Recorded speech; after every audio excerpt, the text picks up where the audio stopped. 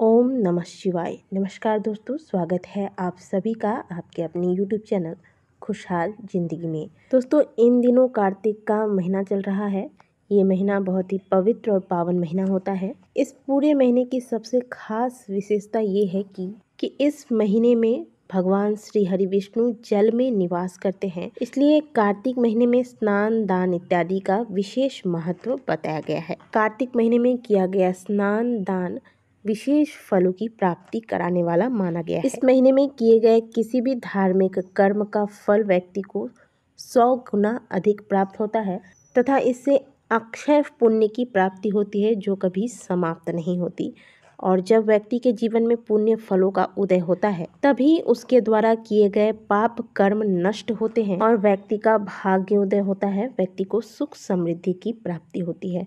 फिर चाहे आप कितना भी धन दौलत नाम यश कमा ले, ये सारी चीजें आपके तभी तक काम नहीं आती हैं जब तक आप जीवन में दान पुण्य कर्म नहीं करते। हमारे शास्त्र बताते हैं कि जिस धन का दान नहीं किया जाता वह धन अव्यय हो जाता है, यानी कि अकारण ही खर्च हो जाते हैं। जैसे कि घर में बार बार किसी का बीमार पड़ना और उस बीमारी के पीछे पैसे खर्च होना, केस कचहरी में पड़ के पैसे व्यर्थ में खर्च होना, या फिर घर में आए दिन किसी न किसी सामान का नष्ट होना, यानी कि जो भी आपकी आमदनी होती है वह आपके बेकार के खर्चों में नष्ट हो जाते हैं। जो आपके जरूरत के कार्य हैं उनमें न लगकर अलग से कोई ना कोई खर्च निकल आता है और उसमें वो धन नष्ट हो जाता है। इसलिए चाहे आपकी आमदनी जैसी भी हो, जितनी भी हो, उसमें से अपने सामर्थ्य अनुसार थोड़ा बहुत दान आपको अवश्य करना चाहिए। तो आप अपने सामर्थ्य अनुसार दान करते रहें। कार्तिक का महीना चल रहा है, इस महीने में भी आप पूर्णिमा तिथि या फिर देवउठावनी एकादशी या फिर वैकुंठ चतुर्दशी और भी बहुत सुंदर सुंदर तिथियां आने वाली हैं, इन तिथियों पर दान कर सकते हैं। ये तो हो गई दान की बात। अब कार्तिक महीने में स्नान की बहुत अधिक महत्वता बताई गई है। स्नान के पश्चात माता लक्ष्मी संग भगवान श्री हरि विष्णु की पूजा अर्चना करना तथा तुलसी पूजन करना बहुत अधिक लाभप्रद बताया गया है। और प्रत्येक व्यक्ति को तुलसी पूजन तो कार्तिक मास में करना ही करना चाहिए। इससे आपके जीवन की बहुत सारी परेशानियां यूं ही समाप्त हो जाती हैं। खास करके वैवाहिक जीवन में आ रही परेशानियों के लिए, या फिर जिनका विवाह नहीं हो रहा है और जिनको धन संबंधित समस्याएं परेशान कर रही हैं, ऐसे में ऐसे जातकों को कार्तिक मास में तुलसी पूजन विधि विधान के साथ अवश्य करना चाहिए, क्योंकि तुलसी मैया को हरि प्रिया कहा गया है। वो भगवान श्री हरि विष्णु को अत्यंत ही प्रिय है। ऐसे में आप भगवान श्री हरि विष्णु की पूजा अर्चना करते हुए कार्तिक मास में तुलसी मैया की सेवा करते हैं तो भगवान श्री हरि विष्णु की कृपा से आपकी मनोकामनाएं पूर्ण होती हैं। आपको हमने बहुत सारे कार्तिक मास के वीडियो पर बताया है कि कार्तिक मास में दीपदान का अपना अलग ही महत्व होता है। जैसा कि वीडियो के शुरुआत में हमने आपको बताया कि कार्तिक महीने में भगवान श्री हरि विष्णु जल में निवास करते हैं, इसीलिए पूरे कार्तिक महीने में पवित्र नदियों में स्नान करने के पश्चात जल में दीप दान करने का बड़ा ही विशेष महत्व होता है। पूरे कार्तिक मास में जो भी व्यक्ति भगवान श्री हरि विष्णु के निमित्त दीप दान करता है, चाहे वो दीप दान भगवान के मंदिर में किया जाए या फिर किसी पवित्र नदी के पास किया जाए, इस दीप दान से व्यक्ति को अमोघ फलों की प्राप्ति होती है और इस दीप दान से व्यक्ति के जीवन के सभी पाप कर्म जलकर नष्ट हो जाते हैं। इसके अलावा कार्तिक महीने में तुलसी की मंजरी को तोड़कर भगवान श्री हरि विष्णु को अर्पित करना, यानी कि चढ़ाना, बहुत अधिक बड़ा पुण्य का कार्य बताया गया है। शास्त्रों में तो इसकी महिमा इतनी अधिक बताई गई है कि कहा गया है कि यदि आप कार्तिक महीने में तुलसी की मंजरी तोड़कर भगवान श्री हरि विष्णु को चढ़ाते हैं तो इसका फल स्वर्ण दान के बराबर, यानी कि सोने का दान करने से जो आपको फल की प्राप्ति होती है, वैसा ही फल आपको तुलसी की मंजरी भगवान श्री हरि विष्णु को अर्पित करने से प्राप्त होता है। इसलिए इस महीने में आप तुलसी की मंजरी तोड़कर भगवान श्री हरि विष्णु या फिर उनके किसी भी स्वरूप की आप पूजा करते हैं, चाहे आप लड्डू गोपाल जी की पूजा करते हैं या फिर आप श्री कृष्ण की पूजा करते हैं या श्री राम की पूजा करते हैं, श्री हरि विष्णु की पूजा करते हैं, भगवान विष्णु के किसी भी रूप की पूजा करते हैं, उन्हें आप तुलसी की मंजरी अवश्य तोड़कर चढ़ाएं। ये चीज़ें सुनने में तो बहुत छोटी सी मालूम पड़ रही हैं, लेकिन इसका फल शास्त्रों में बहुत अधिक बताया गया है। जो फल किसी अश्वमेध यज्ञ को करने से प्राप्त होता है,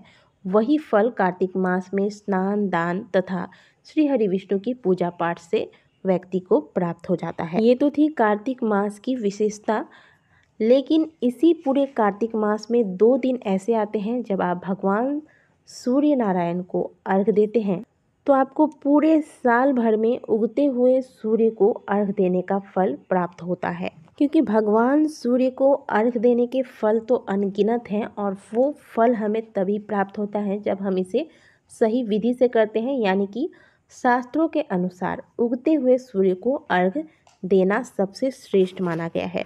तो पूरे साल में यदि आप ये कार्य नहीं कर पाते हैं, क्योंकि संभव नहीं हो पाता है कई बार कि हम उगते हुए सूर्य को पूरे साल भर में अर्घ दें, तो शास्त्रों में 2 दिन ऐसे बताए गए हैं जिस दिन आप नियम पूर्वक सूर्य नारायण को अर्घ देते हैं तो आपकी कुंडली में सूर्य बलवान होते हैं, और जब कुंडली में सूर्य बलवान होते हैं तो व्यक्ति को जीवन में धन, मान, सम्मान, यश की प्राप्ति होती है। चाहे नौकरी हो, व्यापार हो या फिर धन संबंधित कोई भी समस्या हो, वो सभी समस्याएं समाप्त होती हैं। शास्त्रों के अनुसार कार्तिक मास के शुक्ल पक्ष की षष्ठी और सप्तमी तिथि को सूर्य नारायण की आराधना करने व्यक्ति के जीवन में असंभव से असंभव कार्य संभव होने लगता है। कार्तिक मास में शुक्ल पक्ष की षष्ठी तिथि को डूबते हुए सूर्य को, यानी कि जब सूर्य अस्त हो रहे हों, ऐसे सूर्य देव को अर्घ देने का विधान है। वहीं सप्तमी तिथि को उगते हुए सूर्य को अर्घ देने का विधान है। पूरे यूपी और बिहार में इसे छठ महापर्व के नाम से जाना जाता है तथा इसे बहुत ही धूमधाम के साथ मनाया जाता है। तो जो लोग छठ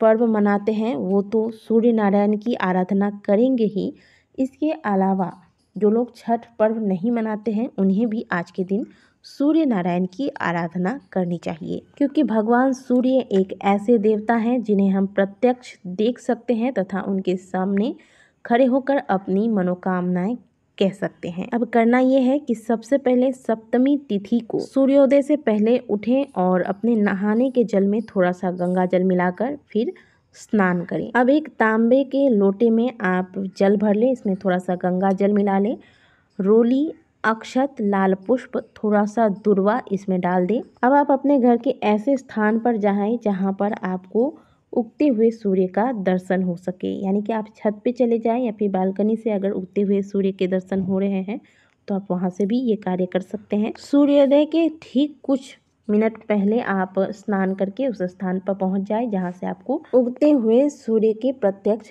दर्शन हो सके। ऐसे स्थान पर जाए, पहले हाथ जोड़कर सूर्य नारायण का ध्यान करें, उनके मंत्रों का जाप करके थोड़ी देर हाथ जोड़कर उनका ध्यान करें, और जैसे ही आपको सूर्यदेव उदित होते हुए दिखें, यानी कि जैसे ही सूर्यदेव लाल लाल किरणें पृथ्वी पर पड़ती है, ऐसे समय पर आपको सूर्य नारायण को यह जो जल आप लेकर गए हैं लोटे में, इस जल से अर्घ देना है। सूर्यदेव को जल देते वक्त आपका जो दोनों हाथ है वह ऊपर की ओर हो, आपके सर से ऊपर तक आपका हाथ जाए, इतनी ऊंचाई पर आपको हाथ ले जाना है। और फिर जैसा कि आप स्क्रीन पर देख रहे हैं, इस प्रकार से आपको सूर्य नारायण को जल अर्पित करना है। सूर्य नारायण को अर्घ देते वक्त आप इस मंत्र का जाप करें। मंत्र है ओम आदित्याय विद्महे दिवाकराय धीमहि तन्नो सूर्य प्रचोदयात्। ये भगवान सूर्य का गायत्री मंत्र है। इस मंत्र के द्वारा आप सूर्य नारायण को अर्घ दें। जल चढ़ाने के बाद आप वहीं पर थोड़ी देर खड़े होकर इस मंत्र का जाप करें। 21 बार, 51 बार या फिर 108 बार अगर आप इस मंत्र का जाप कर सकते हैं तो ये और भी उत्तम होता है।